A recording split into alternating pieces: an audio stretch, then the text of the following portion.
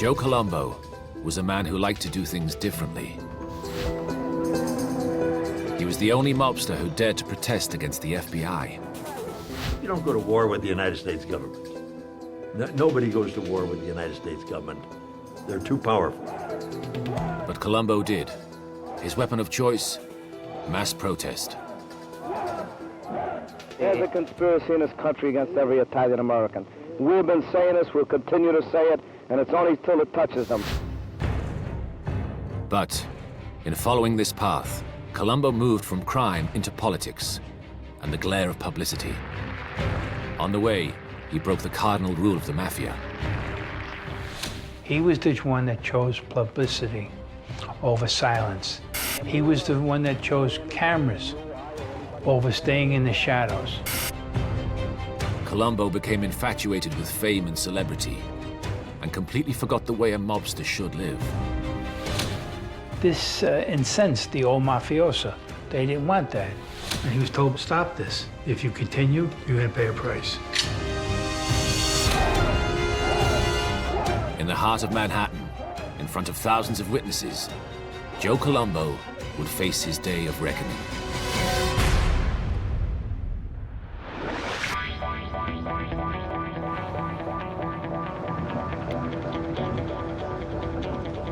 Across the East River from Manhattan lies the borough of Brooklyn.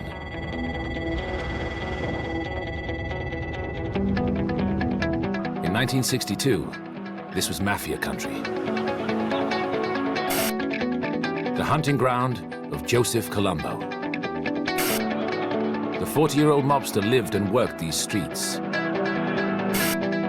He was a capo, or captain, a mid-ranking mafioso in New York's Profaci crime family. One of the 5 crime families that dominated the city's criminal underworld.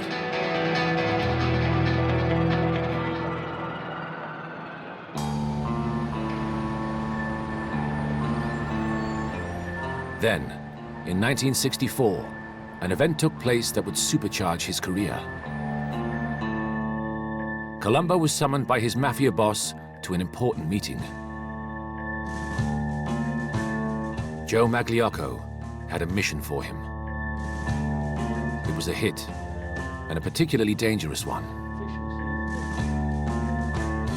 For Joseph Columbo, this was nothing new.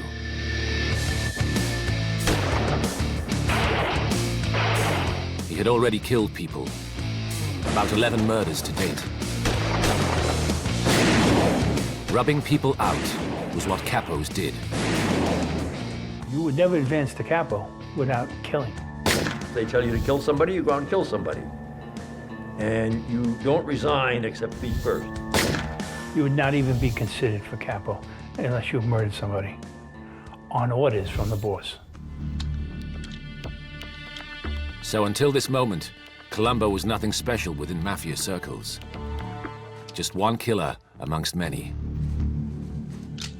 There are plenty of people like that around. Typical kind of hoodlum, nothing outstanding about him that I know of. But that was about to change forever. The target this time was none other than Carlo Gambino. From a young hoodlum, he had become New York's biggest Mafia godfather. Gambino was generally regarded as the most powerful boss in the city. He was unquestionably the most fearsome mobster in town. Gambino had built his family into New York's toughest clan. He could take on 3 out of the 5 families at one time. That's how big his organization was. And he had some of the best killers that there were. If you killed Carlo Gambino, that was the kiss of death.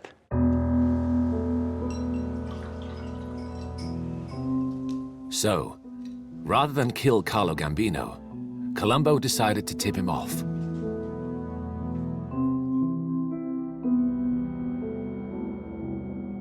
He was now breaking one of the mob's most important rules.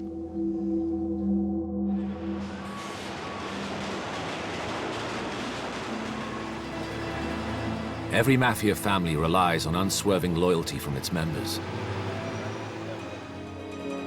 This is one of the so-called 10 Commandments. Your family comes first. Always. You swear allegiance to that family and only that family. Nothing will come before your family, your Mafia. And everything else takes second place to it. But Columbo completely rejected this. He went straight to the man he'd been told to kill. Carlo Gambino.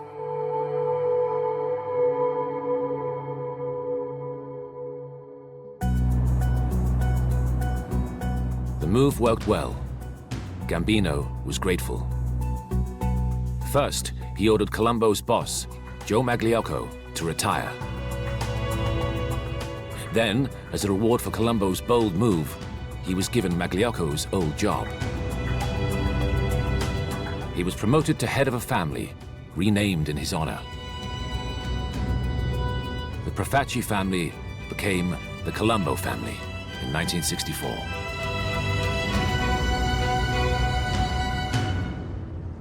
Sometimes if you want to advance, you have to make bold moves. Very bold, but it worked out. Columbo had made Mafia history. He became the youngest Godfather in a generation.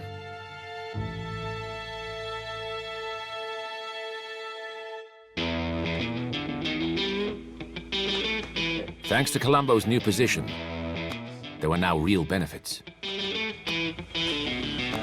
He could live off the proceeds of crime paid to him by his criminal family members. Well, if you're the Godfather, you're the boss of the family, and depending upon the size of that family, all your capos have to be bringing an envelope up to you. Everything that is brought into the family is kicked up to the head of the family. Columbo eagerly took over the best money-making operations, and the cash rolled in. Anywhere where there was money to be made, you could find organized crime. They know how to make money out of just about anything. There was illegal gambling. Sometimes games were rigged to earn extra cash. Well, the gambling racket was basically, you could have a floating crap game or a poker game, and it could be moved anywhere within the city of New York. I mean, it had cocktail waitress and everything. It was a high-end roller, and it still goes on today. Columbo and his men didn't just make money from the bets, but also from loan sharking to gamblers or anyone who needed cash fast. Loan sharking, or Shylock loans, charged borrowers huge rates of weekly interest, known as the VIG. Basically, there are many people out there that need money, and banks would not that readily give them the money because they had no financial backing. Organized crime would.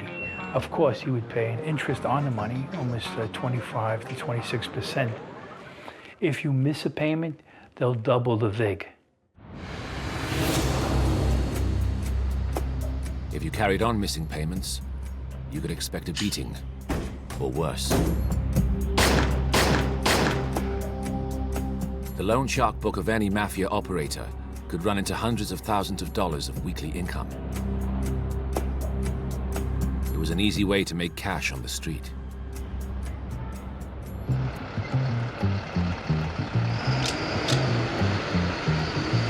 Columbo also made money from hijacking trucks and cargoes. The stolen goods were then sold on, known as fencing. Added to the mix was extortion, protection rackets, and infamous Mafia-run union scams. Unions controlled everything from construction to garbage. So the Mafia took over the unions. They plundered the pension funds and set up trade monopolies that benefited only them. As a result, Columbo was getting seriously rich. The only problem was, this wealth began to attract the attention of the police and the FBI.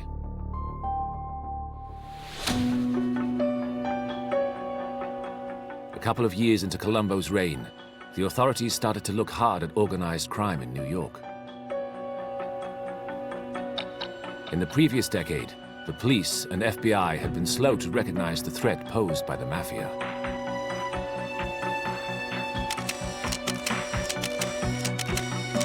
Now Columbo and the city's Mafia families were in their sights.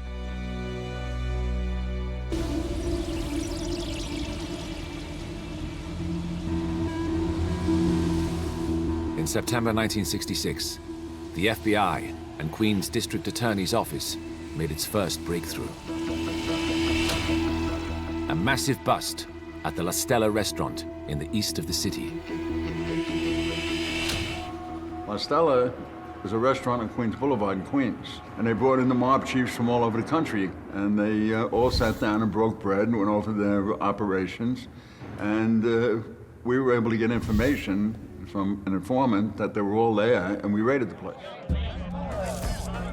The Queens District Attorney made a big deal of the raid.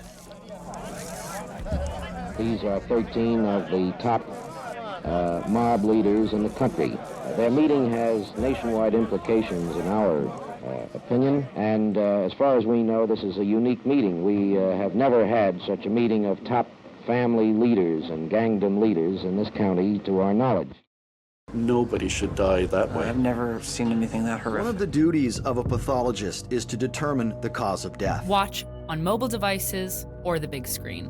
All for free. No subscription required. Download Veely now. It heralded the start of a new fight back against the mob, and especially the New York families.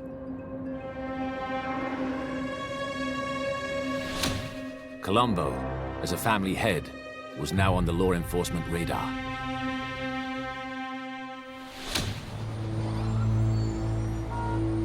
In 1966, he was subpoenaed to stand as a witness in a federal investigation into racketeering. It meant appearing before what's known under the American system as a grand jury. Well, everybody's afraid of what's going to happen in a federal grand jury, because it forces people to come in to appear and give testimony, and now you lock them into that testimony. Columbo could no longer hide in the shadows. He was dragged into a very public arena.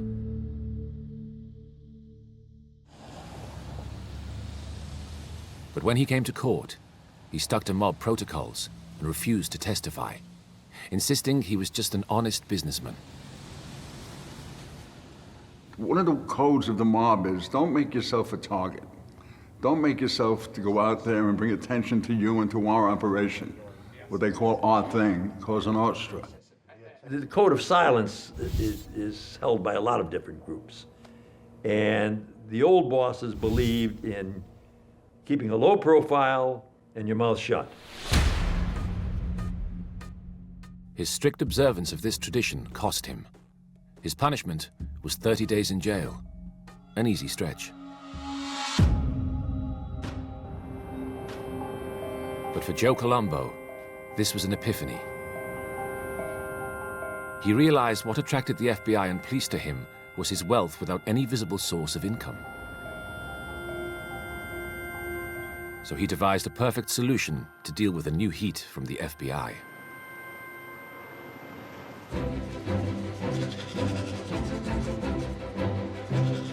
He would become an ordinary working Joe, and he passed down a diktat that all his family members had to hold down a real job too, a facade of legality.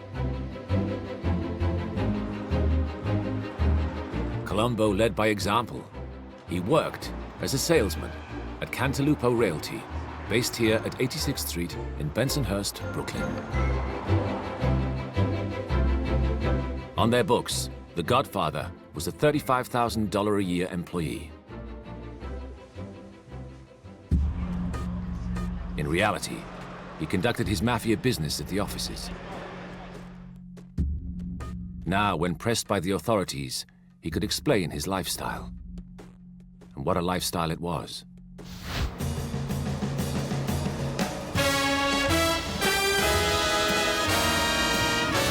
The money flooded in from his numerous rackets. Columbo was starting to get carried away with his status. He headed across town to party and enjoy the good life in Manhattan. He became increasingly flamboyant and extravagant. Bedecked in expensive jewelry and suits, Columbo cruised around the city in flashy Cadillacs. Joey liked to dress like the biggest actors. He liked to dress as good as Frank Sinatra. He liked to dress as good as Dean Martin. He didn't want to look like the per schlep. He just didn't buy a suit off the rack. The suits were tailor-made, silk shirts. He had everything made. Everything was tailored. He was meticulous about his clothes. By now, other mobsters had learned this was not a good idea. Flashing the cash drew the attention of the authorities. Carlo Gambino, you'd never see him in a nightclub or a bar or checking out with women. He was just low-key. And the other Mafia clans were right to worry.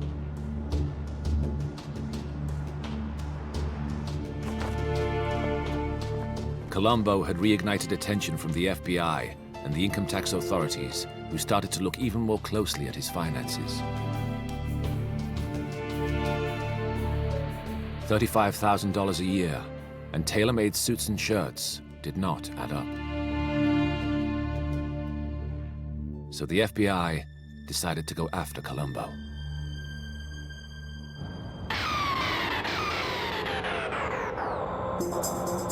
In 1970, his son, Joe Jr., was arrested for melting down silver coins to extract precious metals. Columbo viewed this as a trumped-up charge designed to get at him. It was the final straw. Now, he hit upon a radical solution to the FBI sniffing around his affairs: civil rights.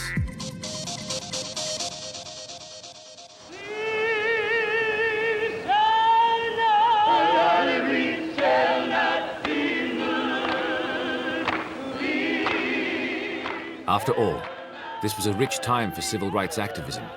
Across America, street protest was flourishing.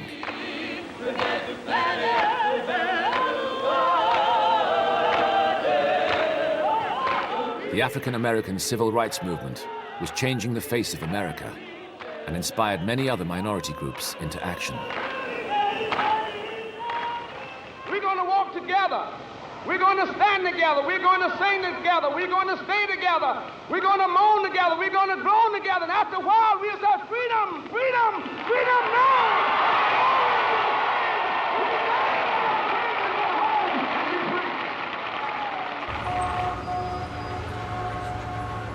So Columbo got on the bandwagon.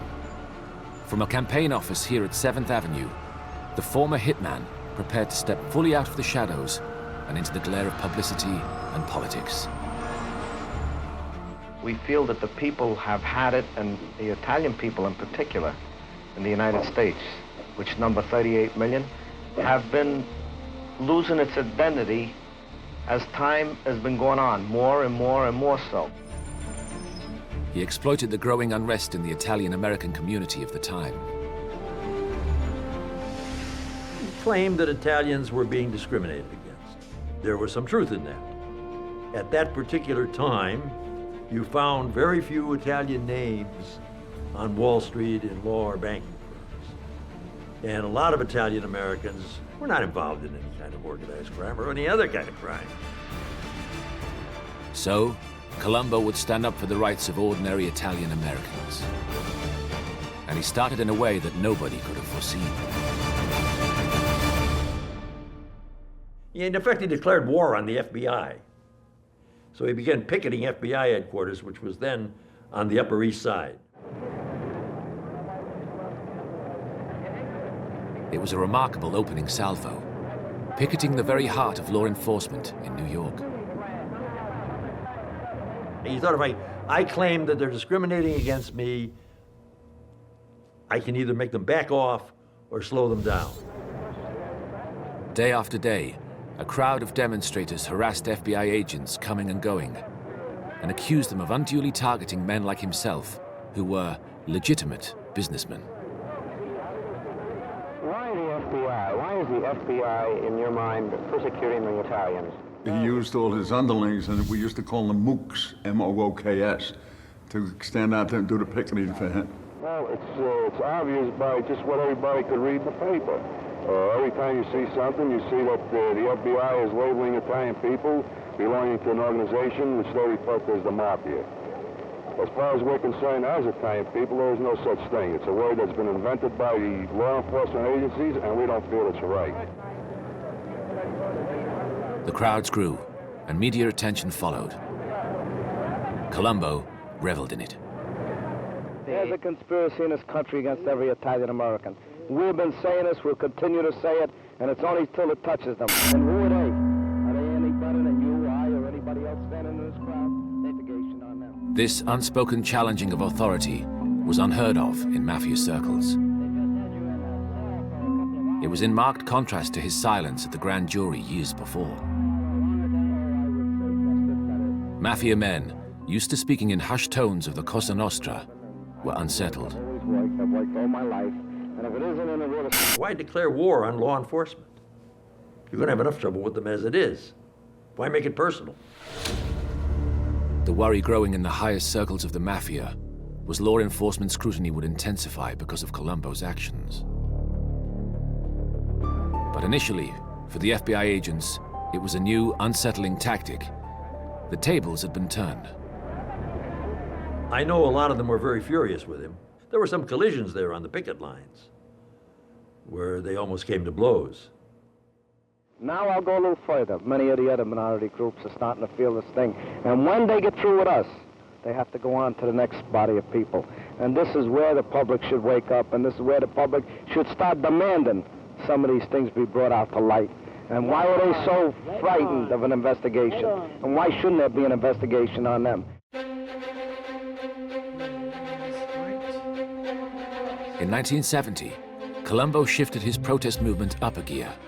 He created the Italian-American Civil Rights League. Everybody wanted to be attached to it. Everybody, including the politicians, radio commentators, actors, singers, everybody. And then people started to realize, hey, the Italians contributed a lot, and a lot they should be proud of. The League, with Columbo at the helm, had huge success almost instantly, recruiting some 50,000 paid-up members to its cause. Now you see nationality flags. Well, Joe Columbo started it. It was the Italian flag being placed on every Cadillac that was in Brooklyn, owned by an Italian, or a Lincoln owned by an Italian. Every car had an Italian flag on it. Everybody bought into it. And Columbo's League achieved some notable early victories. They took their campaign to the highest echelons of corporate America. Major brands like General Motors and Alka-Seltzer were targeted. Their ad campaigns were considered demeaning to Italian Americans. The League got them withdrawn. They also got a board game based on the Mafia pulled from Macy's department store.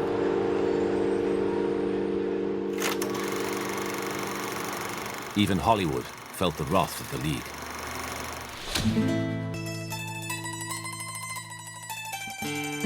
Producers of the Godfather movie started to have trouble filming in New York. Production was threatened by walkouts, obstructions, and delays. The League came to the rescue, offering to smooth the process if the producers agreed to remove all references to the Mafia or Cosa Nostra from the script.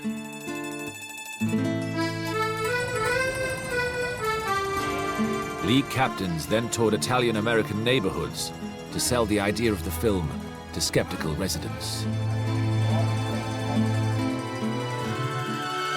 Finally, filming was allowed to continue uninterrupted on the landmark Godfather film.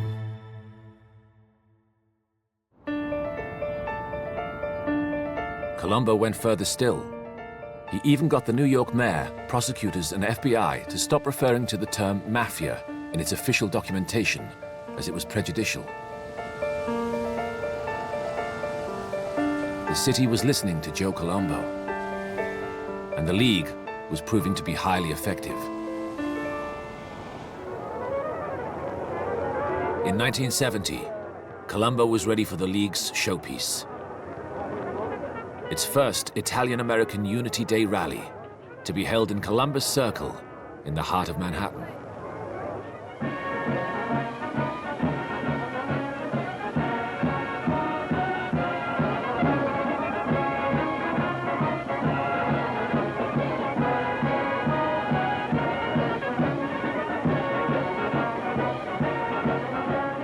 Under the glare of news cameras, 50,000 people attended. The city's traditionally bustling Little Italies were deserted.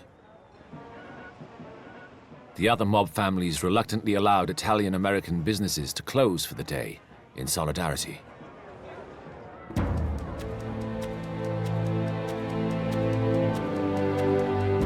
There was so much press, and the streets were just mobbed with people that were so proud of being Italian, and everybody wanted to get up on the dais to be standing next to Joe Columbo when he spoke of national pride and fellowship.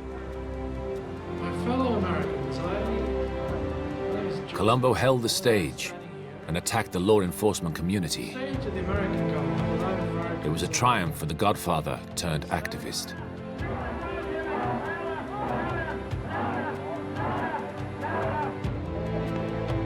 In the wake of the rally, interview followed interview. He appeared on TV chat shows and in magazine articles. I mean, he gave press conferences to all the major newspapers, the Daily News, the New York Mirror, the Post. I mean, every newspaper wanted to hear from him.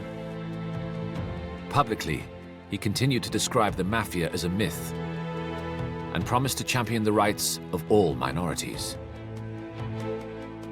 Is the Italian-American Civil Rights League accomplishing the aims that were set for it? Oh, definitely. What has it done? How has it helped? It has helped, not me personally, but helped all people. It has helped people of all ethnic groups. It's helped children. It's helped elderly people. It's helped anyone that needs help.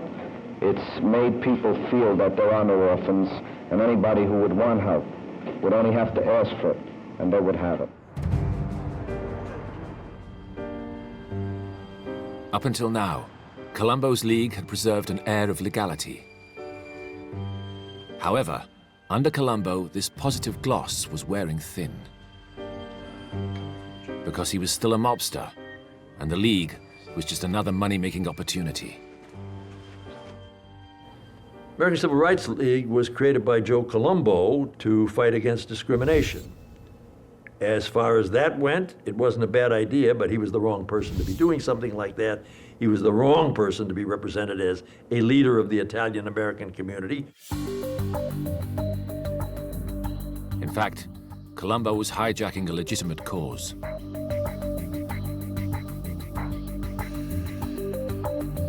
The League proved to be a money spinner. It was netting him plenty of funds that he could appropriate.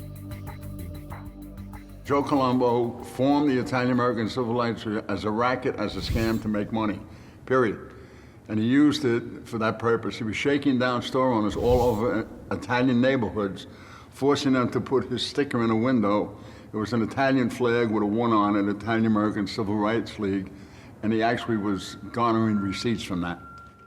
A very wise state senator here, who was an Italian-American, said, Columbo, don't be fooled by Columbo. Columbo wasn't just breaking the law by skimming off a legitimate cause. He was creating jealousy and suspicion in the Mafia ranks and within his own family. His old mentor, Carlo Gambino, started to warn him. And he was told by Carlo, stop this. We don't want it. And no ands, ifs, or buts was taken. If you continue, you're going to pay a price. But Columbo was oblivious to any looming danger.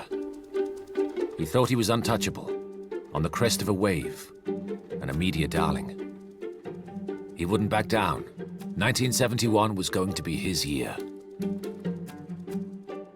Columbo was an egotist. He figured he was bigger and better than the unit that he was working with, which was the Mafia. Then, there was more trouble. The FBI struck again. Angered by Columbo's actions through the Italian-American Civil Rights League, they issued subpoenas for various high-profile bosses. In December 1970, he was arrested, along with one of his men, Rocco Miraglia. When police searched their car, they found a briefcase stuffed full of incriminating documents detailing the various Columbo family rackets. But worse still, the names of other high-ranking mob men. Columbo was immediately called before a federal grand jury to explain himself. But then he did something utterly unforgivable.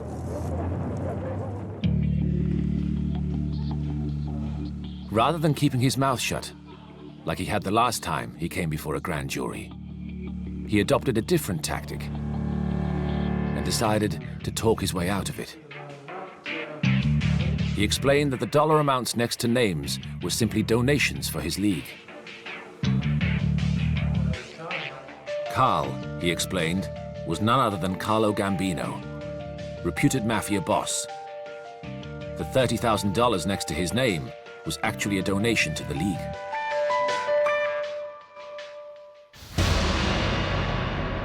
That was a bad move. You don't implicate the boss of bosses before a grand jury, especially when you're telling a lie. The repercussions were immediate.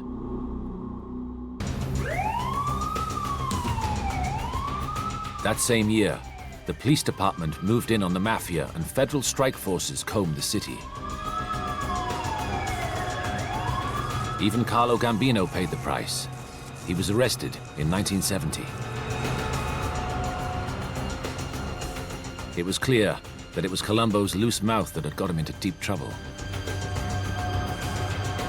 with his former protector and with the FBI. His behavior began to worry bosses like Carlo Gambino. This incensed the old mafioso. They didn't want that.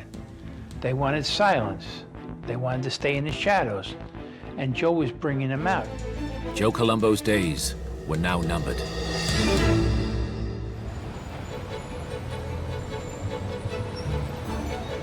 But despite the looming threat, Columbo planned to fight on with his tried and tested formula. He would roll out the league across America. He even booked Frank Sinatra for a fundraiser at Madison Square Gardens. Politicians joined the cause, including State Governor Nelson Rockefeller. And he planned another showcase rally as a platform for his ever-expanding league. This rally would seal his status as a civil rights activist and keep the forces of law and order off his back.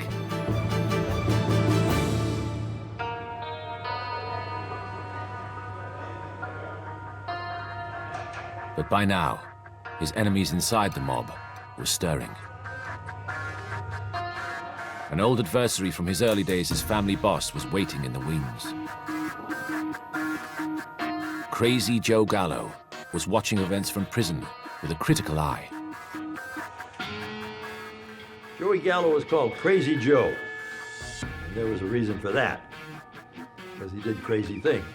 I'll give you an example of Joe Gallo's operation. They had a club on President Street in Brooklyn. And in the basement, they had a mountain lion that they used to intimidate victims, meaning gambling victims who owed them money or loan sharking victims. And if somebody didn't pay up, they'd just bring him to the club on President Street, open the door to the basement, and down at the bottom of the stairs would be this mountain lion, ready to, and they would do what they were told.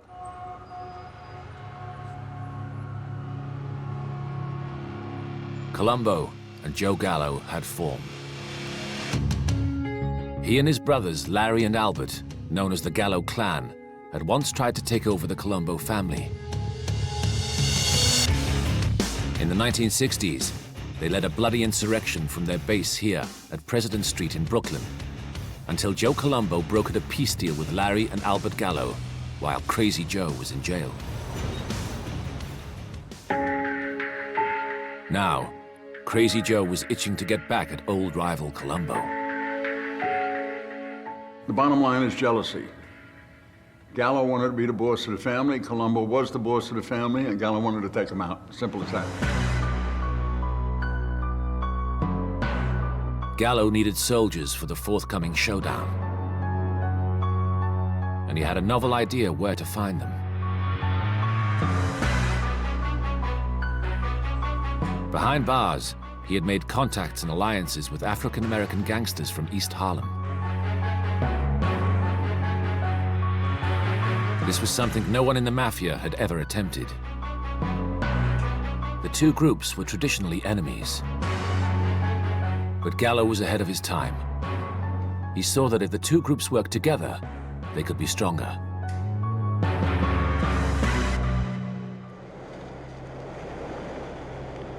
Then, in February 1971, Columbo's old enemy, Crazy Joe Gallo, was released after 9 years in prison. Publicly, he swore his Mafia days were over, and he renounced his criminal past. But privately, it was business as usual. He was back on the streets. In his eyes, the peace deal was null and void. As far as he was concerned, the war was never over, and he was preparing for a counterattack.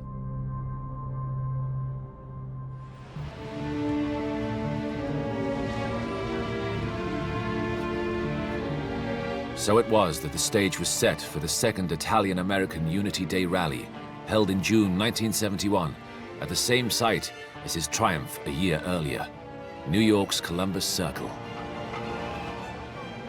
They had a huge rally which attracted thousands and thousands of Italian Americans. This was Columbo's rally to rally the Italian people against the FBI and the New York City Police Department and law enforcement in general. Now, we were a distance away taking pictures and doing intelligence work, taking plate numbers and observing who was there. However, something had changed. The Mafia bosses had instructed Italian Americans to stay at work. The League was no longer tolerated.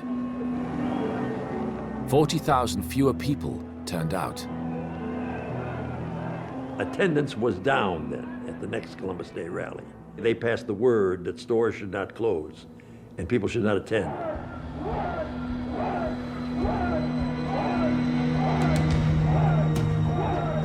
Just before noon, Columbo headed to the podium to speak. He was preparing to launch another stinging attack on the FBI. An African-American news cameraman with press credentials approached. As the journalists grabbed Columbo's attention for a soundbite, the newsman moved forward.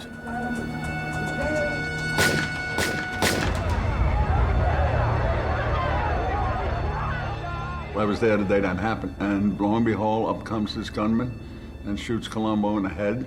Down he goes. Then something even more remarkable happened. And the man that shot him was dead before he hit the floor. So there was actually 2 killings arranged that day. One to have Joe shot, and one to have the shooter killed. Joe Columbo was immediately rushed to hospital, alive but comatose. Confusion reigned, and supporters were at a loss to explain what had happened. You know, he was down on the ground and there was blood on his right cheek. And, it's incredible. You don't expect to see these things in the course of covering a story. And the shots kept coming. And, and I was standing 3 feet or less. And then I started to run.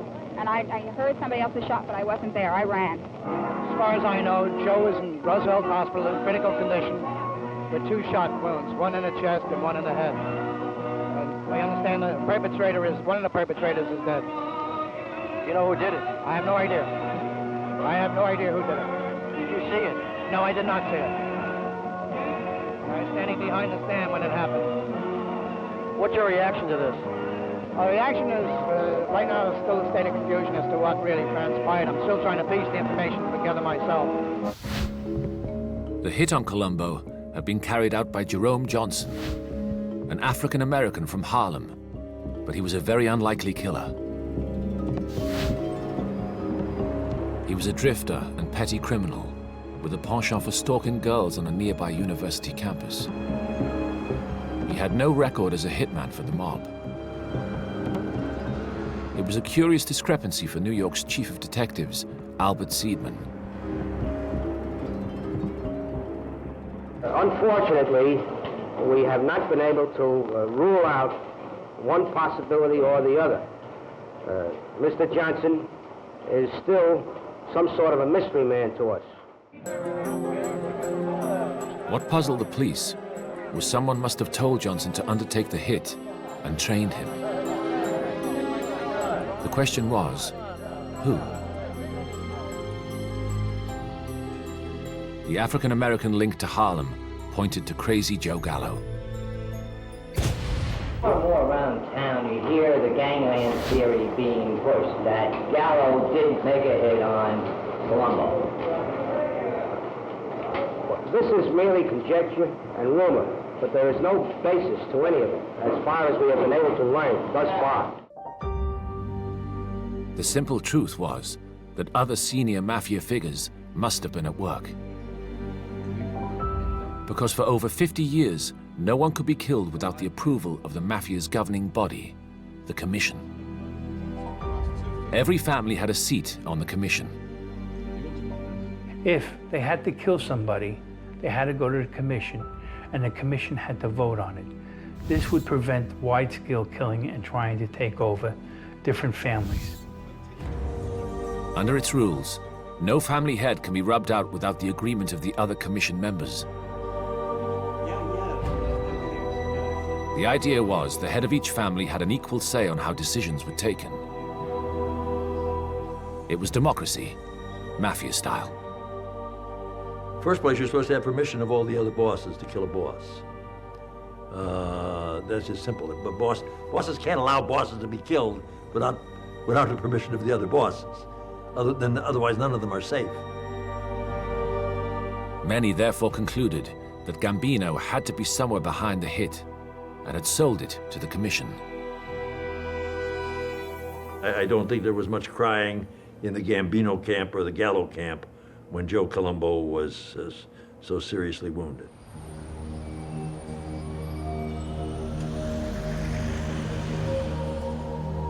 But as so often with the Mafia, the Columbus Circle shootings and attempt on Columbo's life went unsolved. There was nothing to pin on Gambino. We're saying that Johnson had some connections with the Gambino family, but we are not making a statement that that was his exclusive connection with organized crime.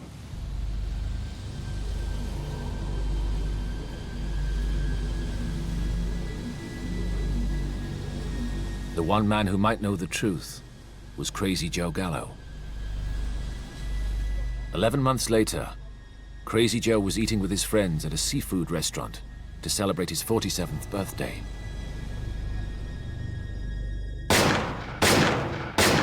They were sitting at a rear table, this group of 6 people, when a man walked in from the back door, and he walked up to the side of the table, and he fired 3 shots. He hit Joe twice, and he hit his bodyguard, Pete the Greek, 1 time. For the FBI and police investigators, the only explanation had to be Columbo family members out for revenge. He was killed by elements of the Columbo family. It was ordered by a guy named Joseph Iacovelli, Joe Yack. He was the consiglio, he was the capo in the Columbo family who ordered the hit. But if Columbo's shooting was supposed to bring stability back to the Mafia, it actually signaled the slow demise of the Columbo crime family. Because, leaderless and at war, the family's fortunes turned irrevocably downwards. It began to tear itself apart in the decades that followed. The internal power struggles never ended. The Columbo family is now just a shadow of its former self. In 2011, a further 125 of its members were arrested. The family's power has collapsed. For now.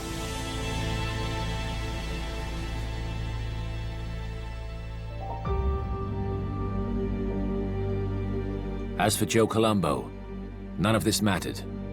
He never recovered from that day at the rally. He remained in a vegetative state and died 8 years after being shot. Funeral services were held today for one of America's leading crime figures, Joe Columbo. If you look at his record, he was only arrested for shooting crap when he was 18 years old. Every other indictment, every other accusation came after he became a civil rights leader.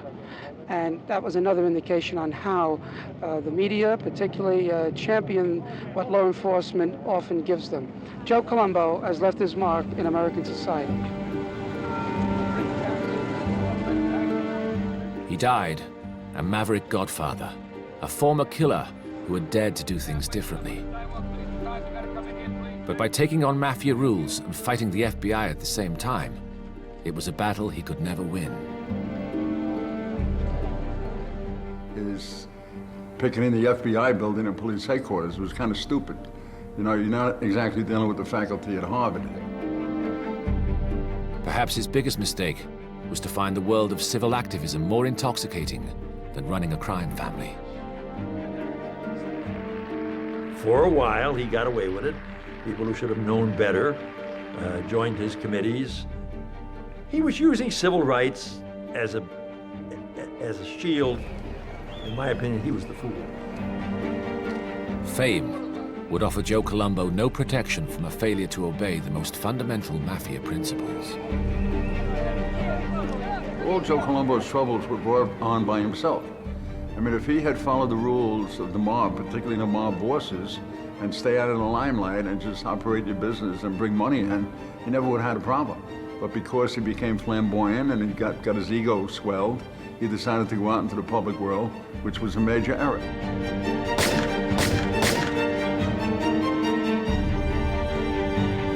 In any case, the high-profile civil rights league he founded virtually disappeared overnight.